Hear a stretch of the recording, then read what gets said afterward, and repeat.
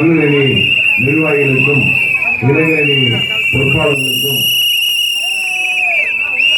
அகில இந்திய பார்வர்ட் பிளாக்கின் மாவட்ட பொதுச் செயலாளர் தம்பி மகேஷ் அவர்களுக்கும் ஒன்றிய செயலாளர் பரத் அவர்களுக்கும் ஒற்றைக்கை கவுண்டரின் இளைஞரணி மாவட்ட தலைவர் ராஜா பாஸ்கர் அவர்களுக்கும் தீரன் சின்னமலை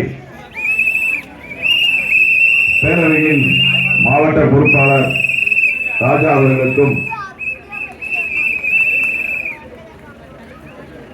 மாநில விவசாய அணி அமைப்பாளர் அண்ணன் சுப்பியாளன் அவர்களுக்கும் மாநில செயற்குழு உறுப்பினர் அண்ணன் ராம்குமார் அவர்களுக்கும்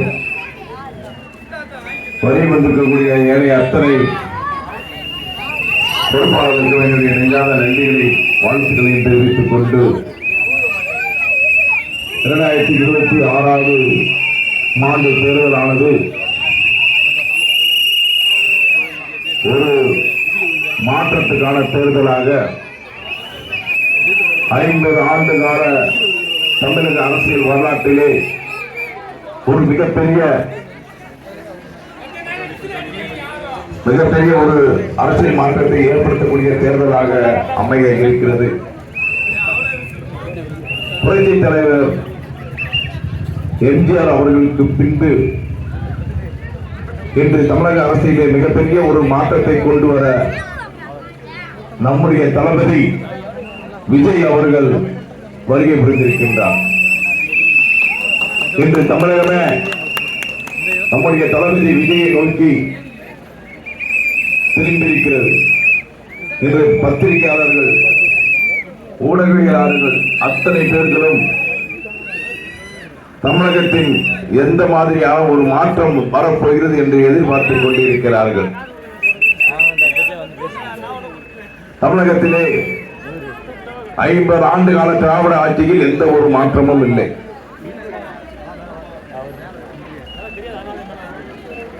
டாஸ்மார்க்கை திறந்து நம்முடைய மக்களை 24 மணி நேரம் குடிக்க வைத்ததை தவிர இந்த அரசின் சாதனை எதுவும் இல்லை. பொது அடிப்படை சுகாதாரம் இல்லை, தெரு விளக்கு இல்லை, 2026 கல்விப்படம் இல்லைங்கிறாங்க, பெண்களுக்கு பாதுகாப்பு இல்லைங்கிறாங்க. எத்தனையோ விஷயங்கள் மக்களுக்காக எந்த ஒரு விஷயம் இல்லை. குடிக்க குடிநீர் இல்லை, விவசாயத்துக்கு நீர் இல்லை.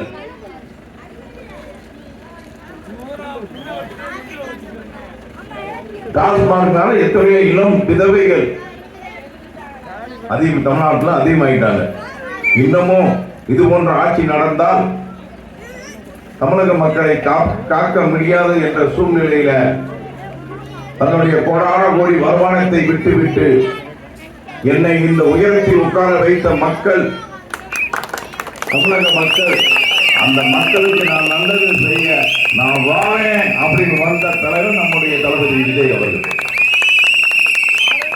இன்னைக்கு எண்ணற்ற விமர்சனம், எவ்வளவு விஷயங்களை தாண்டி வந்துட்டார். துணை முதல்வர் கொடுக்கணும்னு பார்த்தான், 70 சீட்டு, 80 சீட்டு, 90 சீட்டு தாரேன், 100 சீட்டு தாரேன் கூட சொல்லி பார்த்தான். மத்தியில பாரதிய ஜனதா கட்சி, மாநிலத்தில் அதிமுக, எத்தனையோ கட்சிகள் கூப்பிட்டு பார்த்தான். எதற்கும் அசைந்து கொடுக்காமல் ஊழல்வாதியுடன் நான் கூட்டணி சேர மாட்டேன், ஊழலை ஒழிப்பேன், என் மக்களோடு மக்களாகத்தான் நான் நிற்பேன் என்று நின்ற தலைவர் நம்முடைய தளபதி. இன்னைக்கு பெண்கள் மத்தியில் பார்த்தீங்க அப்படின்னா 80% தமிழக பெண்கள் தமிழக வெற்றி கழகத்திற்கு முழு ஆதரவு தெரிவித்த வண்ணம் இருக்கிறார்கள்.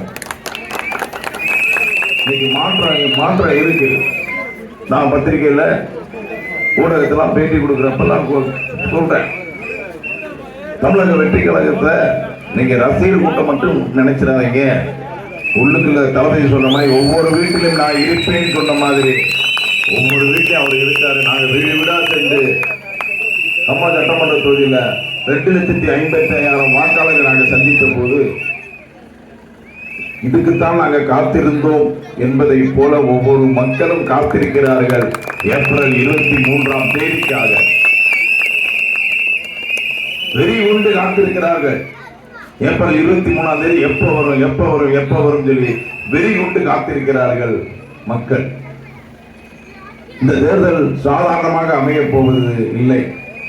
பலருக்கும் அதிர்ச்சியை கொடுக்கக்கூடிய தேர்தலாகத்தான் அமைய போகிறது.